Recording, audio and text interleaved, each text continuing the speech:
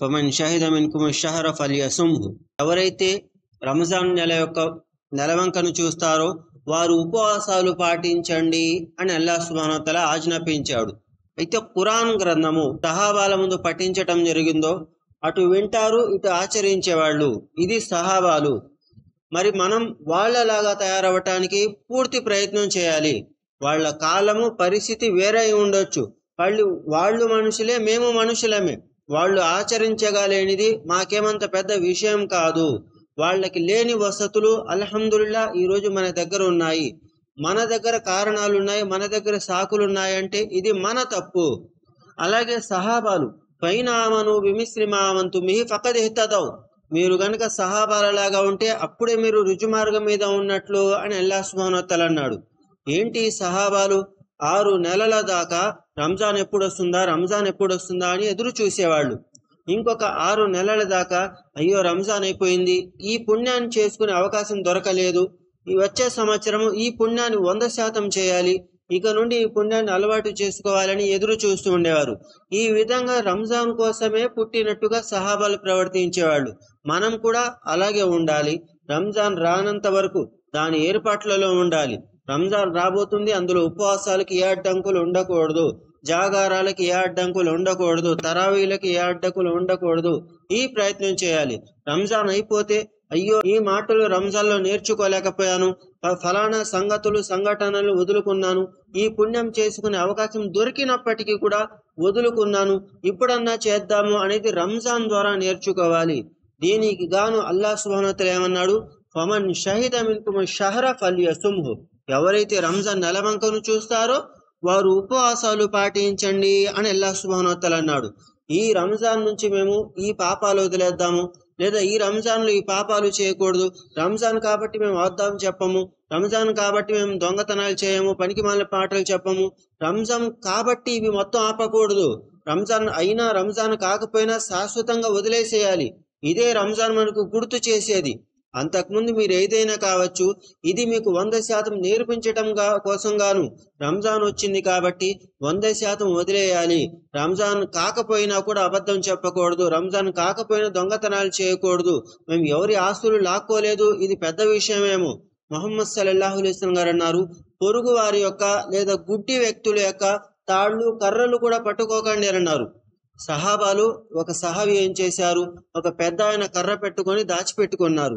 మరి ఆయన వెతికారు, చివరాఖరికి నిరాశ చెందితే ముహమ్మద్ సల్లల్లాహు అలైహి వసల్లం గారు ఏమన్నారు, ఇది కూడా దొంగతనం పరిధిలోకి వస్తుంది, రుజువైతే గనక అధికారి దగ్గరికి వెళ్ళినట్లయితే గనక వారి చేతులు కోసివేసే శిక్ష అని ముహమ్మద్ సల్లల్లాహు అలైహి వసల్లం గారు అన్నారు. ఇదేం సరదాగా చేసిన పని, వాళ్ళ వస్తువును దాచిపెట్టాం తర్వాత ఇచ్చేస్తాం, కానీ ఇది కూడా దొంగతనంలో ఒక భాగము, కాబట్టి ఇలాంటి పనులు చేయకూడదు అని ముహమ్మద్ సల్లల్లాహు అలైహి వసల్లం గారు నేర్పించారు. అది రంజాన్ కాని రోజా ఏదైనా కూడా విశ్వాసి ఎప్పుడు ఒకేలా ఉంటాడు. కాకపోతే రంజాన్లో పూర్తి సంవత్సరం ఏం చేశాడు, వచ్చే సంవత్సరం ఎలా బతకాలి గుర్తు చేసుకుంటూ ఉంటాడు. జాగ్రత్త పడడానికి ఒక నెలని అల్లాహ్ సుబ్హానహు వ తఆలా కేటాయించేశాడు. ప్రతిసారి కూడా మనం చేసిన పాపం మనమే గుర్తు చేసుకోవాలి, మనం చేసిన పాపాన్ని మనమే గుర్తు చేసుకోవాలి. మనం చేసిన పుణ్యాన్ని నలుగురికి చెప్పుకోవటంలో లాభం ఉంది అంటే చెప్పుకోవచ్చు. నేను ఫలానా చేశాను, ఒక ట్యాంక్ ఇప్పించానంటే నన్ను చూసిన వాడు అతను కూడా ఏదో ఒకటి చేయాలని కోరుకుంటారు. నేను ఒక చెప్పులు తీసుకొచ్చి మసీదులో పెట్టాను, వచ్చిపోయే వాళ్ళు వాడుకుంటున్నారని సంతోషంగా చెప్పుకుంటే నన్ను చూసిన వాళ్ళు బూట్లు పెట్టాలని ఆశతో ఉంటారేమో. నేను కుర్చీ మసీదులో పెట్టాను, ముసలి వాళ్ళు కూర్చుంటున్నారంటే గనక ఇంకొక వ్యక్తి ఇంకొకటి చేయించాలని అనుకుంటాడేమో. కాబట్టి కొన్ని చెప్పుకుంటే ప్రయోజనం ఎక్కువ, కొన్ని అయితే చెప్పుకోకూడదు. అన్నం పెట్టాం అయిపోయింది, అతని పేరు చెప్పి ఫలానా మనిషికి అన్నం పెట్టాను అంటే ఇవన్నీ కూడా మన పుణ్యాలను కూడా వృధా చేసే పనులు. ముహమ్మద్ సల్లల్లాహు అలైహి వసల్లం గారు అన్నారు, ఈ చెప్పుకునే మాటలు ఏవైతే దెప్పి పొడిచేది ఉంటుందో దీని కారణంగా నేను వాళ్ళకి మంచి చేశాను, వీళ్ళకి మంచి చేశాను, పేరు పెట్టి మరి ఎవరెవరికైతే పేరు పెట్టి మరి చెబుతారో ఇది దెప్పి పొడవటం. మంచి చేసాం మర్చిపోవటమే ఇస్లాం యొక్క సూత్రము. మంచి చేసాం అయిపోయింది, మీరు గుర్తు చేసి మరి మీకు అది చేసామంటే తీసుకున్న వ్యక్తికి నొప్పి ఎక్కువగా ఉంటుంది. అతను తీసుకుంది అంతైనా కావచ్చు, నొప్పి అనేది ఎక్కువగా ఉంటుంది. కాబట్టి అల్లాహ్ సుబ్హానహు వ తఆలా ఇలాంటి పనులు చేయకండి అని అన్నాడు. మరి రంజాన్ రాబోతుంది, దానికోసం మేము ప్రత్యేకంగా ఏం ఏర్పాట్లు చేసుకోవాలంటే అందులో ఉపవాసం పాటించాలి. ఇది ముఖ్యమైనటువంటిది.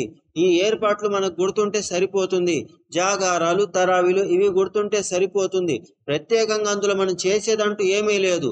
అందులో విశ్వాసిగా మనం ఏవైతే చేయాలో అవే చేయాల్సింది. అవి కాకుండా ఇంకా ఇంకా ఇంకా అంటూ ఏమీ లేవు. ముస్లింలకు తెలియని కారణంగా ఒక డొల్ల ముస్లిం, లోపల ఏమి ఉండదు కానీ బయటికి ముస్లిం, ఇలాంటి ముస్లింల కారణంగా ఇస్లాంకి ఉండాల్సిన పవిత్రతలో, రంజాన్ నెలకు ఉండాల్సిన పవిత్రత షాబాన్కి, షబే బరాత్కి, రజబ్కి, కుండేకి, మీలాదున్ నబీకి ఇలా జారుకుంటూ వెనక్కి వెళ్ళిపోతూ ఉంది. ఎందుకంటే చదువు లేని కారణంగా. ఎంత చెప్పినా కూడా ఖురాన్కు వాక్యాలు ఇవి. ఖురాన్ రంజాన్ నెలలో వచ్చింది, అదిగో ఇదే వాక్యం చదవండి అంటే లేదులే మా పండితులు చెప్పారు, మా పెద్దోళ్ళు చెప్పారు. మా పండితులు లేదా మా పెద్దోళ్ళు కేవలం సహాబాలు మాత్రమే. మా పండితులు సహాబాలు, మా పెద్దోళ్ళు సహాబాలు. వాళ్ళు కాకుండా ఇంకెవరన్నా ఉన్నారంటే ముహమ్మద్ సల్లల్లాహు అలైహి వసల్లం గారు. ఇంకా ఎవరన్నా ఉన్నారు అంటే గనక అక్కడే షిర్క్ యొక్క మొట్టమొదటి పెట్టు ప్రారంభమైంది. ముహమ్మద్ సల్లల్లాహు అలైహి వసల్లం గారి యొక్క భార్యలు ఒక ప్రాంతం గుండా వెళ్తూ ఉన్నారు. హబషా ప్రాంతానికి దగ్గరకు వెళ్ళినప్పుడు అక్కడ ఒక ఆరాధనాలయాన్ని చూశారు. అందులో ఒక సమాధి ఉంది. అక్కడ చిత్రపటాలున్నాయి. జనాలు ఏమన్నారు?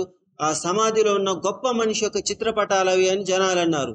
ముహమ్మద్ సల్లల్లాహు అలైహి వసల్లం గారి భార్యలు అన్నారు, మేము ముహమ్మద్ సల్లల్లాహు అలైహి వసల్లం గారి నోటి నుండి విన్నాము. ఏం చెప్పారాయన? ఎవరైతే ఇలా మృతులు చనిపోయిన వారి యొక్క సమాధుల దగ్గర నిర్మాణాలు కడతారో లేదా మసీదులు కడతారో, ఆ నిర్మాణాల లోపల వాళ్ళ విగ్రహాలు లేదా వాళ్ళ ఫోటోలు పెడతారో వాళ్ళు అల్లాహ్ దగ్గర అత్యంత నీచులు అని ముహమ్మద్ సల్లల్లాహు అలైహి వసల్లం గారు అన్నారు. ఈ మాట ముహమ్మద్ సల్లల్లాహు అలైహి వసల్లం గారి భార్యలు జనాలకు బోధించారు. ఈ బోధన మనకు తెలియని కారణంగా గొప్పోళ్ళు లేదా పెద్దోళ్ళు, మన తాత ముత్తాతలు మరణిస్తే చాలు వాళ్ళ దర్గాలు, వాళ్ళ పెద్ద పెద్ద చిత్రపటాలు వేలాడుతున్నాయి. ఏంటిది? షిర్క్. ఎలా మొదలైంది? చదువు లేని కారణంగా. సహాబాలు వాళ్ళ శిష్యులకు నేర్పించారు. మనం మన తాత ముత్తాతల దగ్గర నేర్చుకున్నామో లేదో, వాళ్ళ దగ్గర వసతులు లేవు కాబట్టి నేర్పించలేకపోయారేమో. ఇప్పుడు అవకాశం దొరికింది. వాళ్ళ దగ్గర లేని వసతులు మన దగ్గర ఉన్నాయి కాబట్టి అవకాశం దొరికింది. మన తర్వాతి వారి దగ్గరికి ఈ వసతులను, ఈ ధర్మాన్ని పంపించాలి. ధర్మం పంపించలేదు అంటే గనక వాళ్ళు మన జనాజా నమాజ్ కూడా చదివే స్థితిలో ఉండరు. చచ్చిపోతే పాతి పెట్టేసి రండి అని ఫోన్లోనే మాట్లాడేస్తారు. అలాంటి స్థితి రాకూడదు. కాబట్టి ఈ రంజాన్ మీకోసం గుర్తు చేయటం కోసం మీకు ఒక శుభమార్గము అని అల్లాహ్ సుబ్హానహు వ తఆలా గుర్తు చేశాడు.